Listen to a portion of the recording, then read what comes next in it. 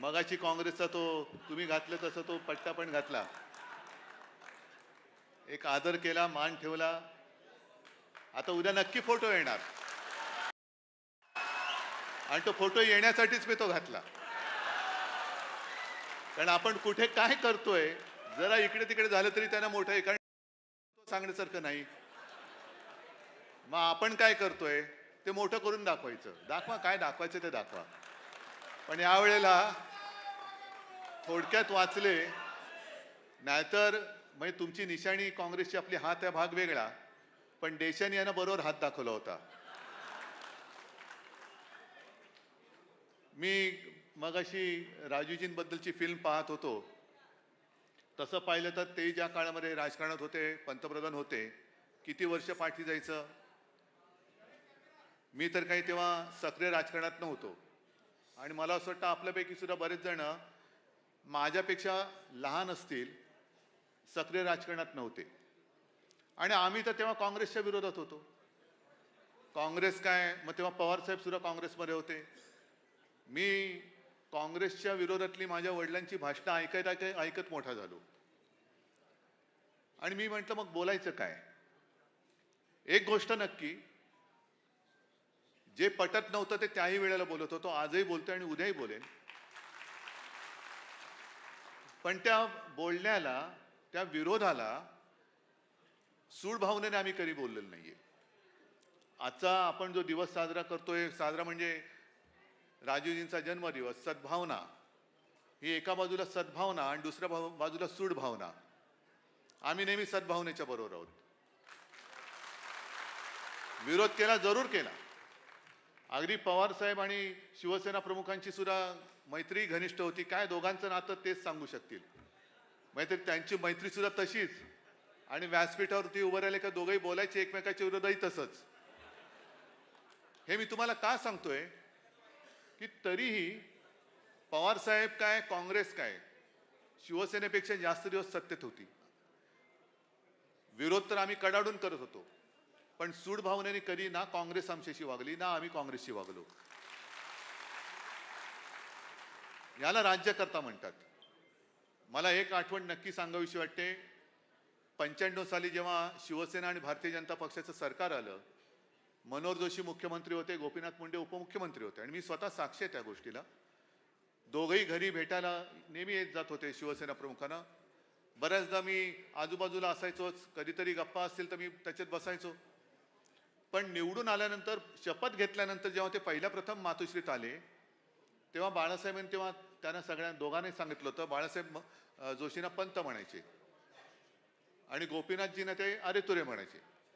आणि माझ्यासमोर सांगितलं, पंत तुम्ही मुख्यमंत्री आहात, गोपीनाथ तू उपमुख्यमंत्री आहेस, तुम्ही राज्याचे मुख्यमंत्री आणि उपमुख्यमंत्री झालात, आपल्या विरुद्ध काँग्रेसची लोक आंदोलन करतील, रस्त्यावरती उतरतील, पण त्यांच्यावरती लाठी चालवायची नाही, अजिबात नाही. आहेत, आपण विरोधी पक्षात होतो, आपणही आंदोलनं केली, आज आपण सत्तेत आहोत, ते आंदोलन करतील, पण आपल्या विरोधात आंदोलन जरी केलं तरी त्यांच्यावरती लाठी उगारायची नाही. जरी ती काँग्रेसची असली तरी माझ्या महाराष्ट्राची मुलं आहेत, माझ्या महाराष्ट्राची मुलं आहेत. हा जो एक माणुसकीचा भाग असतो तो हल्ली जात चाललेला आहे. अगदी राजूजींबद्दल सुद्धा सडेतोड शब्दामध्ये शिवसेना प्रमुखांनी टीका केली. पण कधी त्या काळामध्ये शिवसैनिकाच्या घरी ईडी, इन्कम टॅक्स, सीबीआय आलेलं मला आठवत नाही. म्हणजे आम्ही विरोधात होतो ना. आता तर आम्ही यांनाच डोक्यावरती भूत बसवलं आम्ही. अनेकदा काय होतं की माणसं कळायला काही वेळ जावा लागतो. राजीवजी कसे होते जरा कळायला वेळ लागला, तसं आताची लोक कशी आहेत हे कळायला थोडा वेळ लागला. पण माणसं कळल्यानंतर आपण सुधारलं पाहिजे. आज जेव्हा मला कळलं की हे आमचा दुरुपयोग करून आम्हालाच लाथा घालायला लागले, म्हणजे जो फरक आहे राजीवजी आणि आत्तांच्या मध्ये, की आम्ही विरोधात होतो तरी देखील आमच्याशी कधी राजीवजी सूड भावनेने वागले नाहीत, हे मी स्पष्टपणाने मोकळेपणाने सांगतो. पण जी शिवसेना जिच्यामुळे तुम्ही सत्तेत आला, मित्र म्हणून तुमच्या संकटाच्या काळात तुमच्या सोबत राहिली, त्या शिवसेनेला म्हणजे आपल्या संकट काळाच्या मित्राला संपवायला निघालेले हे आपले मित्र कसे होऊ शकतात, हे कसे होऊ शकतात. आणि एक सज्जन सभ्य माणूस, जरी मी राजकारणात तेव्हा सक्रिय नव्हतो, पण माझ्या मनात राजूजींबद्दल हीच एक भावना नेहमी राहिली की सज्जन आणि सभ्य माणूस, सुसंस्कृत माणूस, जे फार महत्वाचं आहे. आपल्या देशाची संस्कृती पुसून टाकणं, संस्कार पुसून टाकणं, महाराष्ट्राचे संस्कार पुसून टाकणं, याला राजकारण नाही म्हणत, जे आज चाललेलं आहे. पण एक चांगला सुसंस्कृत माणूस, मोठ्या प्रमाणात त्यांनी लसीकरण केलं, पण मला आठवत नाही कोणत्याही लसीकरणाच्या सर्टिफिकेटवर राजीवजींचा फोटो आहे.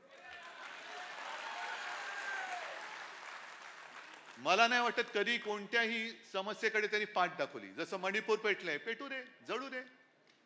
काश्मीर पेटलंय, पेटू रे. पण मी जर विसरलो नसेल आणि बरोबर आठवत असेल तर पवार साहेब, तुम्ही साक्षात त्या काळी मिझोराम, आसाम, पंजाब, मग लालडेंगा असतील, लोंगोवाल असतील, आसाम मधले ते सगळे जे चिडलेले लोक होते ते असतील, त्यांच्याबरोबर शांतता करार करणारे राजीवजी होते. दुसरं कोणी ते केलं नव्हतं. बरं, वैशिष्ट्य असं की स्वतःच्या पक्षात समजा नाही येत लोक त्यांच्याशी बोलायला, तर दुसरा म्हणजे अगदी सुषमा स्वराज त्यांच्या यजमानांना सुद्धा घेऊन त्यांनी मिझोरामचा करार तो केला होता. मिझोराम, मला वाटतं पवार साहेब तुम्हाला सांगितलं होतं लोंगोवाल यांच्याशी बोलायला. म्हणजे त्याच्यामध्ये नाही, देश माझा पहिला आहे. आणि आता जे घडलं, ज्याचा उल्लेख परवाच्या आपल्या मेळाव्यामध्ये पवार साहेबांनी केला, राहुलजींना कुठे बसवलं पाठी? विरोधी पक्षनेता पाठीकडे जाऊन बसवलं. ही यांची संस्कृती. दिलदारपणा जो म्हणतात, तो दिलदारपणा संपत आलेला आहे, संपलाच आहे. दिलंच नाही तर दार कसलं असणार? दिलंच नाहीये जागेवर. पण त्याच राजीवजींबद्दल अटलजी बोललेले आहेत, हे मला आठवते, आज सुद्धा ते आहे. आणि त्यांनी असं म्हटलेलं होतं त्या काळात की मी जो आज जिवंत आहे तो राजीवजींमुळे, हे तेव्हा त्यांनी म्हटलं होतं.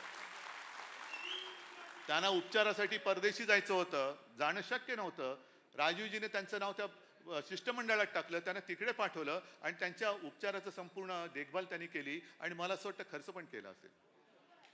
आहे ना, विरोधी पक्षात होते. आता काय म्हणतील, अरे विरोधी काय, माझ्या पक्षात असलं पण मला थेट जर का आव्हान असेल तर मेला तर मरू दे. हा कद्रूपणा नव्हता त्यांच्यामध्ये. आणि तसं पाहिलं तर नारा न देता 400 पार त्यांनी मिळून दाखवलं त्या जागा.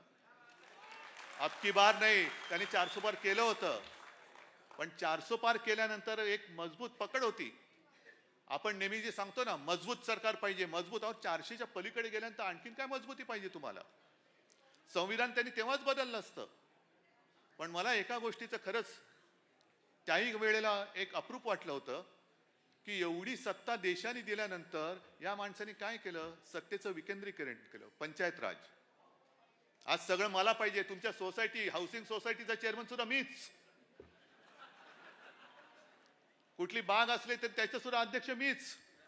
हा जो मीपणा आहे ना, मीपणा, हा त्यांच्यामध्ये नव्हता. म्हणून त्यांनी पंचायत राज आणून जी लोकशाही म्हणतो ते अधिकार वाटून टाकले होते. आज सगळं काय, वन नेशन वन इलेक्शन. मग महाराष्ट्र तुमच्या नेशन मध्ये येत नाही का?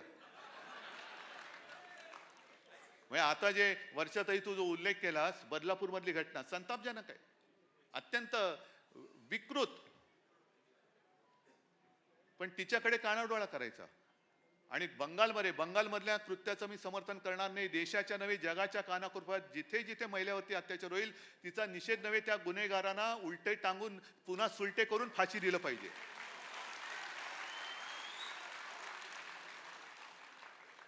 पण आपलं काय होतं की मध्ये मध्ये आपल्याला जाग येते. त्यावेळेला ते निर्भया प्रकरण गाजलं. निर्भया प्रकरण झाल्यानंतर मी आज सकाळी सुद्धा चॅनलशी बोलताना बोललो, खटला चालला, फास्ट ट्रॅकवरती खटला चालला पाहिजे. किती काळ खटला चाललाय. मग त्याच्यानंतर शिक्षा सुनावली गेली, मग वरच्या कोर्टात, त्याच्यावरच्या कोर्टात, त्याच्यावरच्या कोर्टात, मग राष्ट्रपतींकडे. मग शिक्षा अंतिम झाल्यानंतर तिची अंमलबजावणी करायला दिरंगाई. त्या काळामध्ये आणखीन गुन्हे घडतात. मग काय, आपण लाडकी बहीण कुठे? आज सुद्धा मी बघितलं टीव्हीवरती आणि चॅनलवरती, तिथल्या सगळ्या भगिनी आक्रोश करतायत, आम्हाला नको तुमचे 1500 रुपये. आमची लेकरं जर का सुरक्षित नसतील तर तुमची 1500 रुपये आम्हाला नकोत. हे कोणीच त्याच्याकडे बघत नाही. पण मी मध्ये म्हटलं ना, काय वाटेल ते करा. म्हणजे मी काँग्रेसच्या सोबत आलो तर मी हिंदुत्व सोडलं. मग तुम्ही म्हणजे भाजपवाले अगदी नरेंद्र मोदीचे चंद्राबाबूच्या मांडीला मांडी लावून बसलेत, नितीशच्या बाजूला मांडीला मांडी लावून बसलेत. संघमुक्त भारत म्हणणारे नितीश कुमार हे हिंदुत्ववादी आहेत. चंद्राबाबूंनी जे त्यांच्या जाहीरनाम्यात जाहीर केलेलं आहे ते तुम्हाला चालतं. म्हणजे मी इकडे गेलो तर लगेच हिंदुत्व, भाजप म्हणजे हिंदुत्व नाही, मी भाजपचं हिंदुत्व मानायला तयार नाही.